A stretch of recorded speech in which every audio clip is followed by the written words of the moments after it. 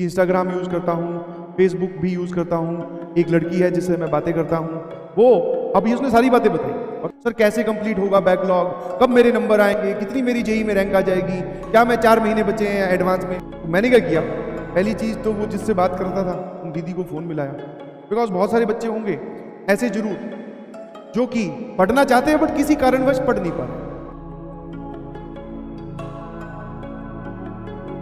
कल जब मैं वहां था कालू सराय, तो वहां पे एक बच्चे से मेरी मुलाकात हुई, थोड़ा परेशान था, मेरे ख्याल से ऐसी आपके साथ भी बहुत हो रही होगी चीज़ें, ठीक है, इस सवाल के जवाब पे आने से पहले। तो उसने मुझे बोला कि सर मैं चाह कर भी पढ़ाई नहीं कर पा रहा हूँ।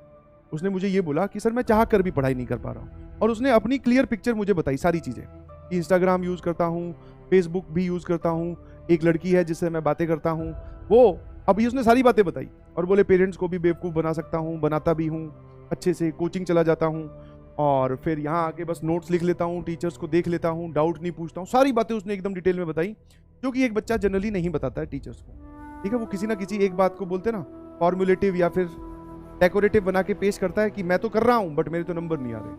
तो उसने सारी चीज़ें एकदम बताई, सारी सारी, इतनी एक्सपेक्टेड भी नहीं थी कि इतनी बताओ, बट सारी बताई। तो मैंने कहा चाहता क्या है, बोले सर मैं पढ़ना चाहता हूँ बट पढ़ नहीं पा रहा हूँ, स्टडी टेबल पे बैठता हूँ बट मोबाइल यूज़ करने लगता हूँ, दिमाग कहीं और रहता है, ठीक है।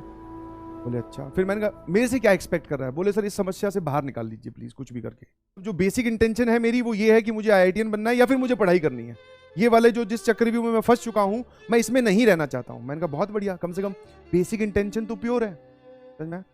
तो मैंने क्या किया, पहली चीज तो वो जिससे बात करता था उन दीदी को फोन मिलाया। मैंने कहा बेटा देखो ऐसे है कि हाँ, वो उसकी स्ट्रीम की नहीं है, शायद कॉमर्स की थी। मैंने कहा बेटा देखो आपको क्या करना है, अभी थोड़े दिन के लिए ये सब चीज़ों को होल्ड कर लीजिए प्लीज़, ठीक है। हाँ, आप इनको डिस्टर्ब मत करो, ये तुम्हें डिस्टर्ब नहीं करेगा, करता है तो मैंने वहाँ पर किसी का नंबर दे दिया। मैंने कहा इसको फ़ोन कीजिए, अगर आपको ये फ़ोन करता है तो मैं आपके पेरेंट्स को फिर इन्वॉल्व कर लूँगा।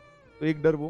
दूसरा इंस्टाग्राम फेसबुक जो थे, बोले सर मैं तो डिलीट कर नहीं पा रहा हूँ, ठीक है, मैं तो डिलीट कर नहीं पा रहा हूँ, आप डिलीट कर दो। तो फेसबुक तो शायद डिलीट हो जाता है, इंस्टाग्राम डीएक्टिवेट होता है, तो मैंने वो डीएक्टिवेट कर दिया, पासवर्ड बदल दिया। उसको बोला कि भैया अपने मोबाइल नंबर पे या मेल वेल पे ओटीपी वगैरह आए तो वो चेंज मत करना, ठीक है ना। अब ये सारे काम मैंने अपनी तरफ से करके दे दिए। उसके बाद में मेन बात पे आते हैं, ठीक है, जो लोग पढ़ नहीं पा रहे हैं। तो मैंने उससे पूछा तेरा थॉट प्रोसेस क्या है।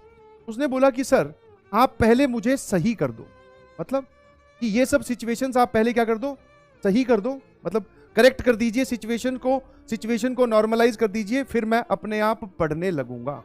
यही है, पढ़ने लग जाऊंगा, यही है, ऐसे ही लिखते हैं आई बिलीव। उसने बोला कि आप मुझे सही कर दो, मतलब ये सब जिंदगी से मेरे थॉट प्रोसेस हटा दो, और उसके बाद में मैं पढ़ने लग जाऊंगा। मैंने कहा बहुत बढ़िया। ये एरो इस तरफ जा रहा था। अब आपको जानकर मैथमेटिकल लैंग्वेज में बहुत ही अच्छा लगेगा, दिस इज DNE। ये सिचुएशन एग्जिस्ट ही नहीं करती। DNE का मतलब समझते हो ना, डज नॉट एग्जिस्ट, ऐसा कुछ होता ही नहीं है जी।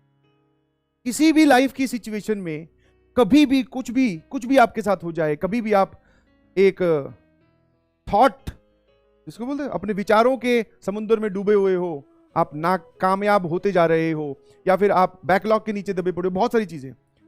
तो हम लोग, सभी लोग, दिस इज ह्यूमन टेंडेंसी, हम वेट करते हैं सही मूवमेंट का, पल का, पहले सिचुएशन सारी सही हो जाए, एक सुनहरी सुबह हो, ठीक है, खिड़की के बाहर चिड़ियां चहचहा रही हों, हम टाइम पे उठें, अच्छे से हम नाश्ता करें, बॉडी हमारी 100% एफिशिएंट हो, फिर हम पढ़ने लगें। ऐसी सुबह की हम सभी लोग इंतजार करते हैं। जबकि इस तरफ वाला ये जो एरो है ये एग्जिस्ट ही नहीं करता, ठीक है। यही बात जिसको समझ में आ गई वो जीत गया जंग। कौन से वाला एरो एग्जिस्ट करता है सर, इस साइड वाला। बहुत बार बोला गया है कि आप पढ़ने लग जाओ, चीजें अपने आप सही हो जाएंगी। आप पढ़ने, this exist, this is difficult but exist, but यही एग्जिस्ट करता है, समझ में आया। बहुत सारे सवाल उसने मेरे सामने रख दिए, सर कैसे कंप्लीट होगा बैकलॉग, कब मेरे नंबर आएंगे, कितनी मेरी जेई में रैंक आ जाएगी, क्या मैं 4 महीने बचे हैं एडवांस में या 4.5 महीने बचे हैं, क्या मैं कर पाऊंगा। ये सारे सवाल उसके सामने, मतलब वो पहले ही इन सब सारे सवालों का जवाब आंसर जानना चाहता है, फिर वो पढ़ने लगेगा। मैंने कहा ऐसा कुछ है ही नहीं, this direction is not exist. आप इसको ढूंढ रहे हो, एग्जिस्ट ही नहीं करती तो मिलेगी कहां से। इस वाले में मूव कीजिए, अब समझ में आ गया। पहला टास्क ये है, कॉम्प्लीमेंट्री टास्क आपको ये मिलेगा। आप पहला ये बना के बैठे हो, कॉम्प्लीमेंट्री वो मिले, ऐसा होता ही नहीं है। जो भी इंसान उस तरफ, फिर मेरे को लगा कि ये बात क्लास में एड्रेस करनी चाहिए, बिकॉज बहुत सारे बच्चे होंगे ऐसे जरूर जो कि पढ़ना चाहते हैं बट किसी कारणवश पढ़ नहीं पा रहे हैं। Start with your favourite subject, favourite topic, notes making and video watching. Start कीजिए इस काम से, और इस काम को करीबन करीबन आप 2 हफ्ते तक लगातार कीजिए बिना किसी दूसरे थॉट के, और ये काम अब आप खुद ही कर सकते हैं। उसके बाद में आप देखोगे कि आप सही होने लगे हो। धीरे धीरे धीरे धीरे 1 महीने बाद में आप देखोगे कि आपको सवाल सॉल्व होने लगे हैं। फिर आप देखोगे कि आपसे डीपीपी मॉड्यूल के क्वेश्चन भी सॉल्व होने लगे हैं। फिर आप देखोगे कि आपके नंबर भी आने लगे हैं धीरे धीरे। बहुत दूर है ये नंबर तो, समझ में, बट हाँ स्टार्टिंग फेज इज दिस।